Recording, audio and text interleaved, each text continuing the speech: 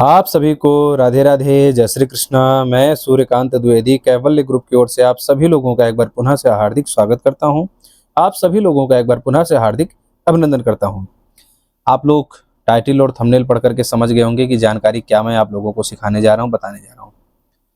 प्रतिवर्ष पितृपक्ष आता है, नवरात्रि आती है, दीपावली आता है, ऐसे बहुत से पर्व आते हैं। तो देखने सुनने में आम जनमानस इनका उत्सव भी मनाता है। हमारे हिंदू धर्म शास्त्रों के अनुसार ये विशेष पर्व माने जाते हैं, लेकिन हिंदू धर्म में ये जो विशेष विशेष तिथियां बताई गई हैं, पर्व मनाना अच्छी बात है। इसको अपने अपने तरीके से, तौर तरीके से इस पर्व की खुशियां जो है मनाना, बांटना एक दूसरे में बहुत अच्छी बात है। लेकिन ये तिथियां केवल इसी के लिए नहीं है।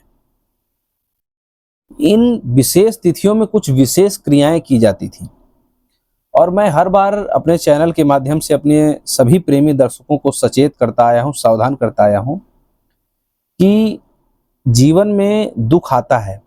भगवान श्री कृष्ण ने अर्जुन से गीता में कहा कि दुखालयम अशाश्वतम, में जो संसार है दुखों का घर है, इसमें दुख जरूर मिलेगा, लेकिन उस दुख से निकलने का तरीका भी बताया है। हम लोग क्या करते हैं कि उन तरीकों को न जान करके उन तरीकों से भटकते रहते हैं और अपना दुख ऐसे किसी व्यक्ति से सुनाने चलते हैं जिसके पास पहले से ही बहुत सारा दुख भरा हुआ रहता है। आपका बेटा अगर नालायक निकल रहा है, कर्महीन निकल रहा है, तो आप उससे ये बात सुना रहे हैं जिसका बेटा पहले से ही नालायक या कर्महीन है। वो क्या आपका दुख दूर करेगा? तो कहने का अभिप्राय यह है कि दुख आ रहा है, दुख से बहुत से लोग पीड़ित हैं। ये एक उदाहरण दिया मैंने, ऐसे बहुत से उदाहरण हैं, अनेक अनेक प्रकार के सबके पास दुख है, विपदा है। जरूरी नहीं है कि सबके बेटे ही खराब हो, जरूरी नहीं है सबकी पत्नी ही खराब हो, जरूरी नहीं है सबके पति खराब है, या व्यापार सबका न चलता हो। बहुत सारे सबके अलग अलग दुख विपत्ति है। लेकिन ये दुख विपत्ति दूसरे से कहने की अपेक्षा अगर आप उसको ठीक करने पर तुल जाएं, आतुर हो जाएं या उत्सुक हो जाएं, तो सुनाना भी नहीं पड़ेगा और आपके जीवन में दुख आएगा भी नहीं, दुख आने से डरेगा। तो वो तरीके हैं, बहुत सारे ऐसे तरीके मैंने सिखाया है, आगे सिखाऊंगा, सिखाता रहूंगा। मेरे गुरुजी का ये आशीर्वाद है। गुरुजी हमारे जो है खुद जनता की सेवा में लगे हैं। उनके आदर्श, उनके नक्शे कदम पर चलते हुए हम भी चाहते हैं कि इस शरीर से जितनी सेवा हो जाए जनता जनार्दन की, वो अच्छा है। शरीर का सदुपयोग यही है। तो हर वर्ष इन विशेष तिथियों पर मैं आपको हमेशा जागरूक करता आया हूँ। इस वर्ष भी पितृपक्ष आ रहा है। निःशुल्क साधनाएं सिखाता हूँ, निःशुल्क जानकारियां देता हूँ, निःशुल्क ग्रुप चलाता हूँ, निःशुल्क सबको मार्गदर्शन करता हूँ, ताकि कोई भी दुख सुनाने ना जाए। क्योंकि दुख सुनाने जाते हैं तो वो अगला आदमी पहले से दुखी है किसी न किसी दुख से, वो आपको उल्टा चार और दुख सुनाएगा। दूसरा, आपका दुख सुन करके वो केवल मजा लेगा, ठीक तो कोई कर नहीं पाता है। ठीक कैसे होगा? वो इन तरीकों से होगा जो हम आपको बताते हैं। तो पितृदोष, पितृपक्ष जब आता है तो इसमें पितृ साधनाएं की जाती हैं, पितृ तर्पण वगैरह किया जाता है, और पितरों के निमित्त अनेक अनेक प्रकार से दान पुण्य भोजन आदि भी कराया जाता है, ताकि पितृ संतुष्ट रहे। अब आपको ये बता दूं कि पितृ साधना या पितृ तर्पण या पितृ भोजन या जो भी है, ये करना क्यों अनिवार्य है?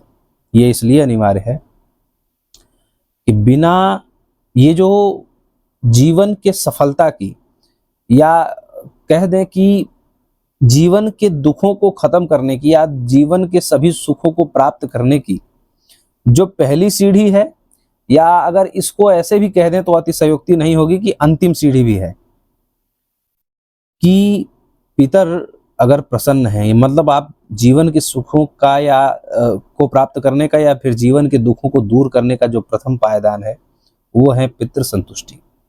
अगर पितर संतुष्ट हैं तो समझ लीजिए कि सारे देवी देवता, तीर्थ, व्रत, ध्यान, जप, साधना सब सफल हो जाएगा।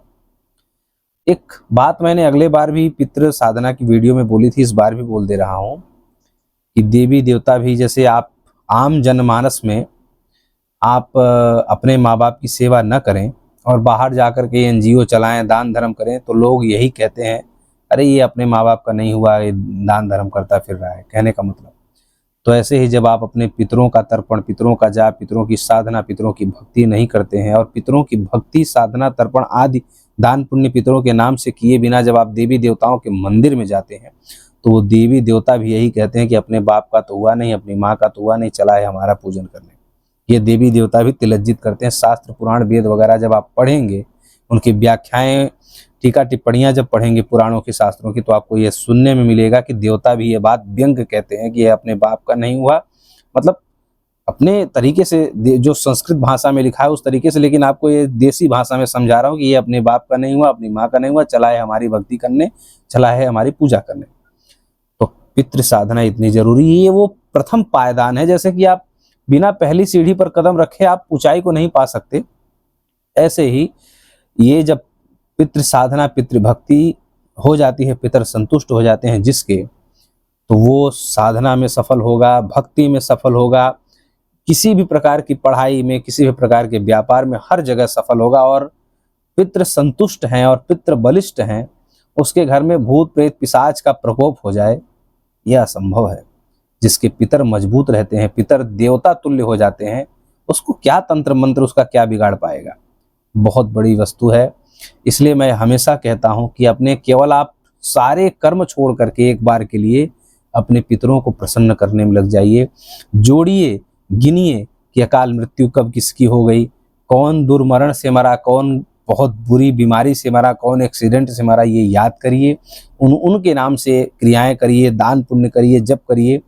ठीक है, नहीं कुछ कर सकते तो जो आज मैं आप लोगों को बताने जा रहा हूँ, वैदिक पितृ साधना जो अगले वर्ष मैंने बताई थी, वही कर लीजिए।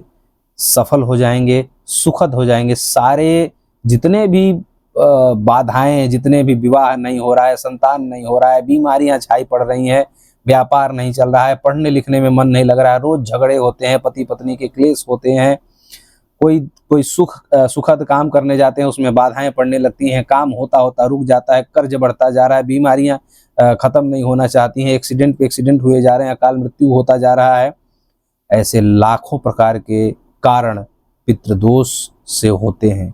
पितृदोष इतनी बड़ी व्यवस्था है, इससे क्या क्या नुकसान हो सकता है वो आप कल्पना भी नहीं कर सकते। और कभी कभी अपने ही पितर अपने ही परिवार को नुकसान हानि करने पर तुल जाते हैं, वो सबसे बड़ी दुर्व्यवस्था होती है। मेरे पूज्य गुरुदेव माता मातंगी वाले गुरुजी मेरे कहते हैं कि पितर अगर 5% परेशान हैं तो आप 100%, 100% परेशान रहेंगे, और अगर पितर 5% भी संतुष्ट हैं तो आप 100% सुखी भी हो जाएंगे। इसकी 100% गारंटी भी हमारे गुरुदेव कहते हैं। तो पितृदोष और पितृ संतुष्टि बहुत बड़ी वस्तु है, इस पर ध्यान दीजिए। जो साधना आज आप लोगों को बताने आया हूँ वो साधना मैं अगले साल बता चुका हूँ, वैदिक पितृ साधना। उस साधना का लिंक इसी वीडियो के डिस्क्रिप्शन बॉक्स में आपको प्राप्त हो जा रहा है। सबसे पहले ऊपर ही मैंने मेंशन किया हुआ है, आप जाकर के प्राप्त करें।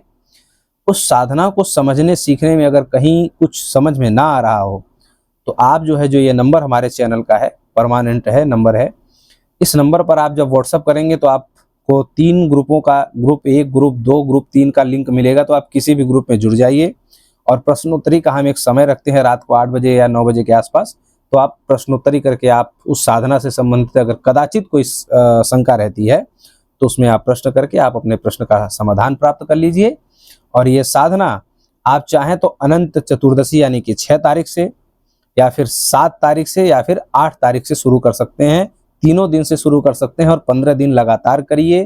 कोशिश करिए कि अनंत चतुर्दशी यानी कि 6 तारीख से ही ये साधना अगर आप शुरू कर दें। 15-16 दिन लगता है।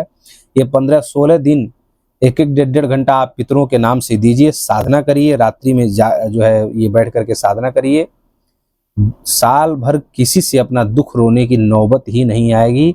आजीवन पितर प्रसन्न रहेंगे। और पितरों की अगर कृपा रहेगी तो मैंने जैसे आपको बताया कि जब पितर प्रसन्न रहते हैं तो सारे देवी देवता एक लाइन से प्रसन्न होने लगते हैं। आपकी भक्ति, आपका तीर्थ, आपका दान, आपका पुण्य, आपका धर्म सब आपके ऊपर जाता है। और अगर पितर प्रसन्न नहीं है तो ये सब का केवल आप कर्म करते हैं। जैसे कि एक कहा जाता है कि भस्म में हवन कर रहे हैं, यानी कि भभूति में हवन कर रहे हैं, उस हवन का कोई फल नहीं होता भभूति में हवन करने से। ऐसे ही जैसे आप पितर प्रसन्न नहीं है और आप तीर्थ पे तीर्थ किए जा रहे हैं, कोई फल नहीं होता। ये सब गुरुजन, सब शास्त्र, वेद, पुराण यही कहते हैं। इसलिए पितृ साधना कर लीजिए। और हो सके तो पितरों के नाम से दान पुण्य जो आप वैदिक कर्म करते हैं वो भी आप कर सकते हैं। साधना करने का तरीका हमने बताया हुआ है। शंका होगा तो इस नंबर पर मैसेज करिएगा, ग्रुप के माध्यम से आपको शंका का समाधान प्राप्त हो जाएगा। राधे राधे।